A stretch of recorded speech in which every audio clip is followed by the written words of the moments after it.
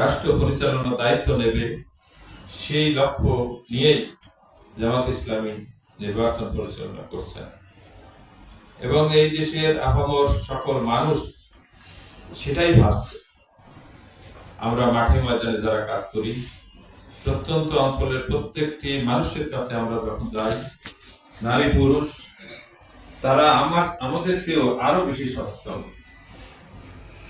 তারা ইতিমধ্যে আমাদের কাছে বলা শুরু করেছে, আমরা তো আপনারই কাজ করছি, আমরা দাঁড়িপাল্লায় ভোট দেব। তবে এই ভোট আপনারা নিতে পারবেন কিনা, সংরক্ষণ করতে পারবেন কিনা, আমরা সবাই বাংলাদেশ জামাত ইসলামের দাঁড়িপাল্লা মাথায় ভোট দেব ইনশাআল্লাহ। সেই আকাঙ্ক্ষা, সেই আবেগ, মানুষের এই বাস আমরা ধারণ করতে কতটুকু পারছি।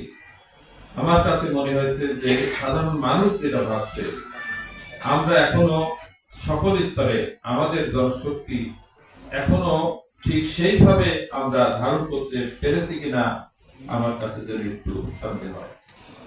কারণ এই সামনের যে নির্বাচনী দেহাত, এই যুদ্ধ যেন তেন যুদ্ধ নয়। এই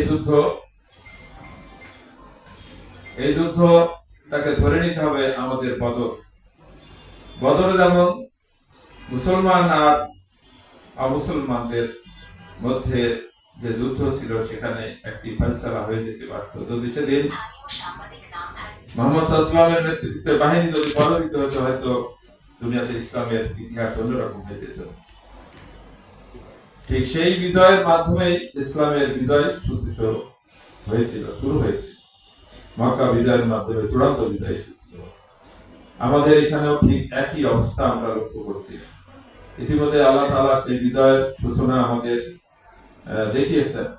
আমরা যদি ডাকসু সহ আমরা ছাত্র সংসদের নির্বাচনগুলো দেখি, এই নির্বাচনের প্রভাব শুধু ঢাকাতে নেই, আমরা মাঠে ময়দানে কাজ করে যেটা দেখি, প্রত্যেকটি মানুষ, সাধারণ মানুষ খেতে তারা